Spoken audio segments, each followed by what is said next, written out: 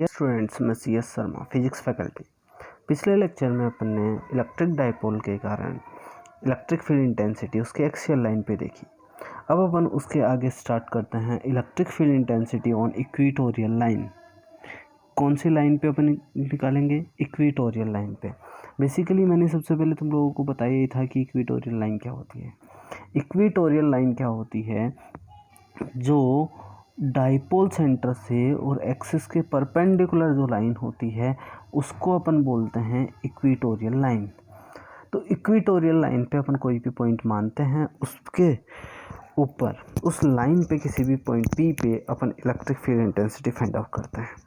तो वो बेसिकली बात वही होगी कि अपन यहाँ पर लॉ ऑफ सुपरपोजिशन लगाएंगे, दोनों चार्जेस के कारण इलेक्ट्रिक फील्ड इंटेंसिटी अपन फाइंड आउट करेंगे और उन दोनों का क्या कर देंगे, अपन वेक्टर सम कर देंगे। इस तरीके से अपन उनके बारे में बात कर सकते हैं। तो इसके लिए अपन क्या करते हैं, अपन ने देखा कि यहाँ पे मान लो एक प्लस क्यू चार्ज है, एक माइनस क्यू चार्ज है, और इक्वेटोरियल लाइन पे यहाँ पे कोई भी पॉइंट पी है। अगर इन दोनों को मिलाने वाली ये लाइन और ये लाइन, प्लस क्यू के कारण यहाँ पर इलेक्ट्रिक फील्ड इंटेंसिटी इस तरफ होगी रिपल्शन की, इसके कारण क्या होगी, अट्रैक्शन की होगी। मतलब ये दोनों के दोनों जो हैं वो अब अलग अलग डायरेक्शंस में होंगे। तो अपन क्या कर सकते हैं, इन दोनों का वर्टिकल और हॉरिजॉन्टल कंपोनेंट्स ले सकते हैं। जैसे E1 का ये वाला एंगल थीटा होगा तो ये वाला एंगल भी थीटा होगा। तो ऊपर की तरफ कितना आ जाएगा, E1 साइन थीटा। इधर कितना आ जाएगा, E1 कोस थीटा। इसका नीचे की तरफ क्या आ जाएगा, E2 साइन थीटा, और इधर क्या आ जाएगा, E2 कोस थीटा। तो यहाँ पर अपन क्या कह सकते हैं कि अगर E1 और E2 दोनों का मैग्नीट्यूड सेम हो तो इसके जो ये वर्टिकल कंपोनेंट्स है वो एक दूसरे से कैंसिल आउट हो जाएंगे, और केवल हॉरिजॉन्टल जो कंपोनेंट्स हैं वो ऐड हो जाएंगे। मतलब डायरेक्शन जो होगी केवल हॉरिजॉन्टल डायरेक्शन में ही उसका होगा, जैसे इस डायग्राम में बताया गया है। अगर मान लें अपन इस Q1 चार्ज के कारण यहाँ से यहाँ तक की डिस्टेंस R1 है, और इसके कारण electric field intensity E plus Q है, तो उसके दो कंपोनेंट होंगे, एक ये और एक ये। इसके कारण जो होगी वो अट्रैक्शन की होगी, इसके भी दो कंपोनेंट होंगे, एक ये और एक ये। अगर ये वाला जो है इस ये और ये इसका मैग्नीट्यूड सेम हो जाएगा तो ये दोनों एक दूसरे से क्या हो जाएंगे, कैंसिल आउट हो जाएंगे, और यहाँ पर क्या होगा, ये दोनों के दोनों ऐड हो जाएंगे। मतलब नेट इलेक्ट्रिक फील्ड इंटेंसिटी आएगी 2E कोस थीटा। इस तरीके से अपन क्या निकाल सकते हैं, नेट इलेक्ट्रिक फील्ड इंटेंसिटी निकाल सकते हैं। तो इस चीज़ को अपन पढ़ते हैं, electric field intensity at point P which is r distance at equatorial line from the dipole center। जो डाइपोल सेंटर से कितने डिस्टेंस पे है, r डिस्टेंस पे है। To find the electric field intensity at point P we use the law of superposition. Law of superposition क्या कहता है, प्लस क्यू के कारण इलेक्ट्रिक फील्ड इंटेंसिटी पहले निकालो, माइनस क्यू के कारण इलेक्ट्रिक फील्ड इंटेंसिटी बाद में निकालो, और दोनों का क्या कर दो, वेक्टर सम कर दो। तो यहाँ पर पहले अपन प्लस क्यू के कारण निकालते हैं। तो E प्लस क्यू के कारण कितना होगा, के क्यू अपॉन R1 का होल स्क्वायर। R1 अपन ने वो डिस्टेंस मानी है, तो R1 की वैल्यू क्या है, कितनी आएगी, R1 इज इक्वल टू आएगा under root of R square plus L square. इस तरीके से ये चीज़ निकाली जा सकती है। अब अपन आगे देखते हैं, electric field intensity at point P due to minus q charge. Minus q charge के कारण क्या होगा, अट्रैक्शन का होगा। तो मैग्नीट्यूड कितना हो जाएगा, के क्यू अपॉन R2 का होल स्क्वायर। यहाँ पर R2 की वैल्यू भी वही होगी, under root of R square plus L square. तो इक्वेशन 1 और 2 से अपन क्या कह सकते हैं कि R1 और R2 जो है वो दोनों बराबर हैं, इसलिए इन दोनों का मैग्नीट्यूड तो क्या होगा, सेम होगा।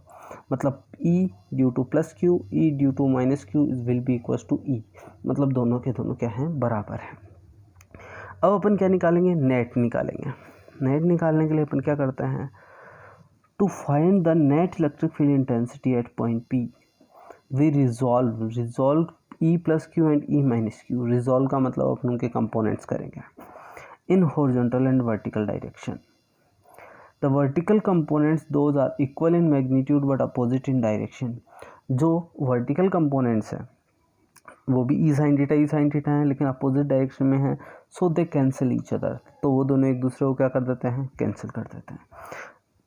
And the components in horizontal direction are in same direction, so they join each other, तो वो दोनों क्या कर सकते हैं, ज्वाइन कर सकते हैं।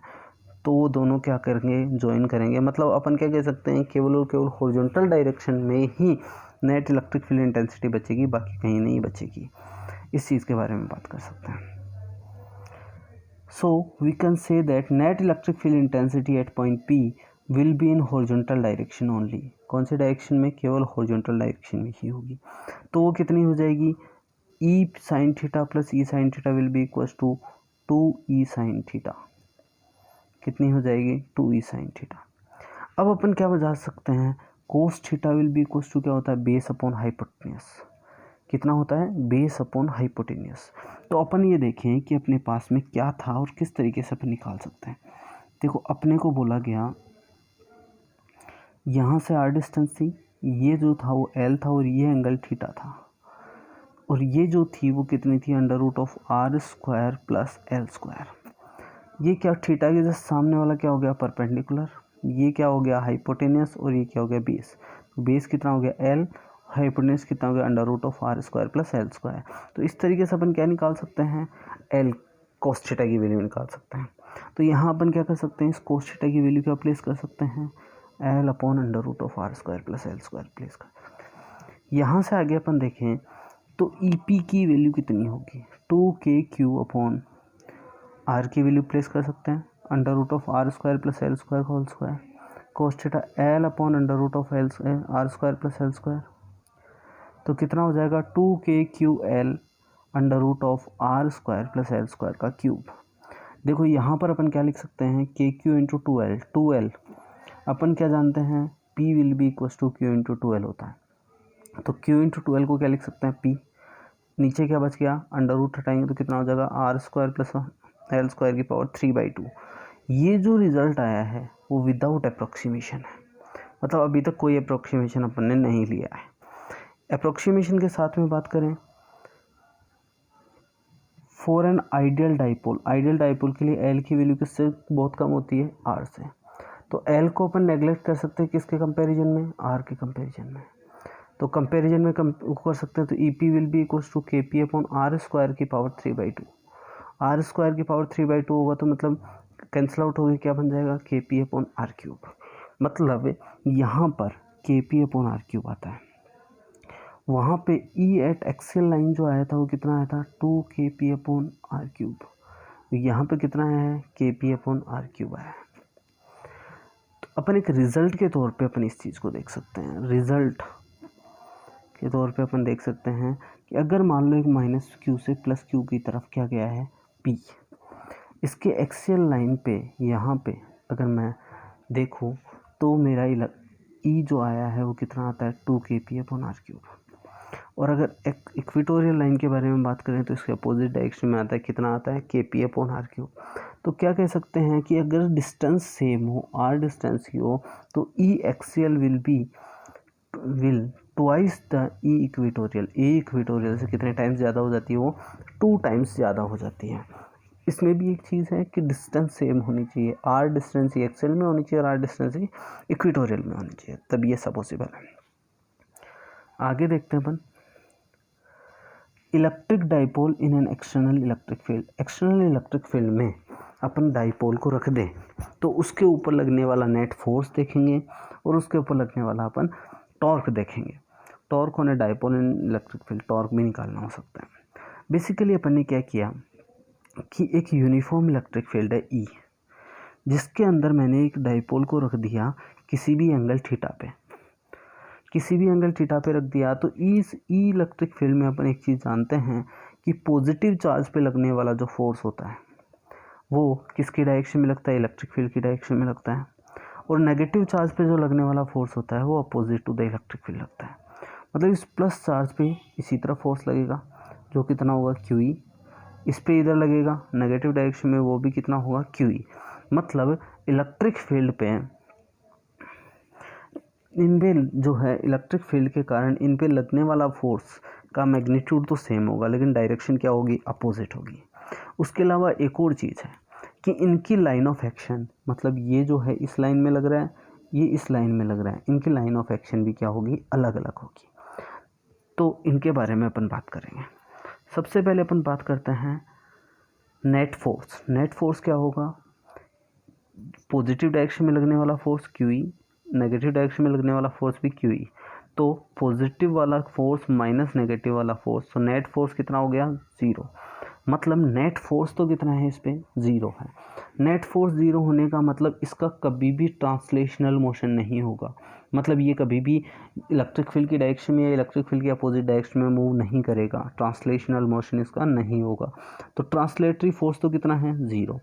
लेकिन इनकी लाइन ऑफ एक्शन अलग अलग होने के कारण इन पे रोटेटरी फोर्स ज़रूर लगेगा। रोटेटरी फोर्स मतलब जो इसको रोटेट करवाने की कोशिश करेगा। तो उस रोटेटरी फोर्स जो है उसी को अपन टॉर्क बोलते हैं। टॉर्क अपन 11th क्लास में पढ़ चुके हैं। Torque is equal to R cross F होता है। R क्रॉस F का मतलब force into perpendicular distance between the forces, perpendicular distance between the forces. इसके बारे में अपन बात करते हैं।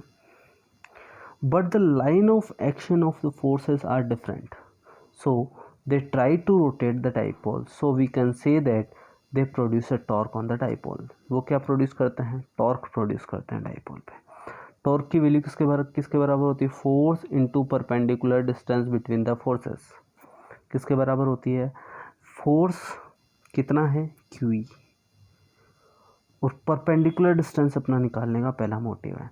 तो टॉर्क निकालने के लिए अपन को क्या निकालना ज़रूरी है, परपेंडिकुलर डिस्टेंस निकालना ज़रूरी है।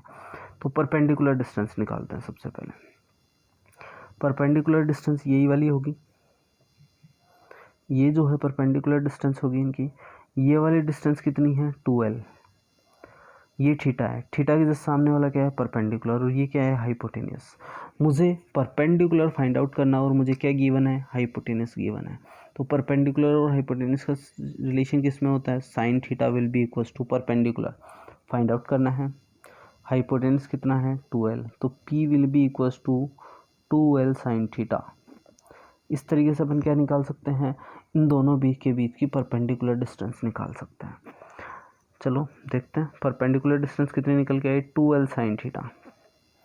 तो torque will be equals to F into R QE into B से C तक की मान लेते हैं डिस्टेंस।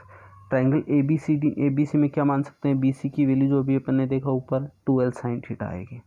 तो torque will be equals to कितना आ जाएगा अपने पास में, टॉर्क किसके बराबर आ जाएगा, QE into 2L sine theta. तो QE into Q into 2L E sine theta, ऐसा अपन लिख सकते हैं। तो Q इंटू 2L को क्या लिखा जाएगा, P E साइन थीटा। तो इसको क्या लिखा जा सकता है, या तो P साइन थीटा लिखा जा सकता है या फिर P क्रॉस E लिखा जा सकता है। ये तो अपन इसके बारे में मैथमेटिकली बात की। अब अपन इसको समझने के लिए एक दूसरा और मेथड देखते हैं। दूसरा और एक तरीका होता है जिसके थ्रू देख सकते हैं। देखो यहाँ पर इस फोर्स पे QE फोर्स इधर लग रहा था, इस पे QE फोर्स इधर लग रहा था।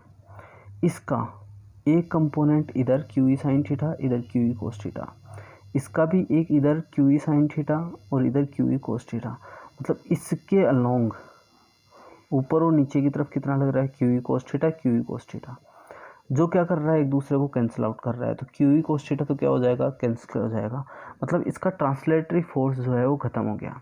लेकिन ये वाला फोर्स और ये वाला फोर्स, ये इसको इधर ट्राई करता है, कोशिश करता है, और ये इसको ट्राई करता है। मतलब ये रोटेटरी फोर्स है जो इसको रोटेट करने की कोशिश करता है। तो देखो ये वाला फोर्स, ये वाला फोर्स, और इन दोनों की परपेंडिकुलर डिस्टेंस कितनी है, 2L।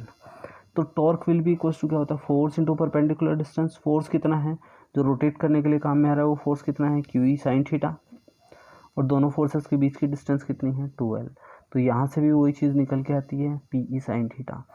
अगर अपन देखें कि थीटा जो है वो 90 डिग्री हो जाए, तो साइन थीटा की 90 डिग्री की वैल्यू कितनी थी, 1। तो टॉर्क कितना आ जाएगा, P।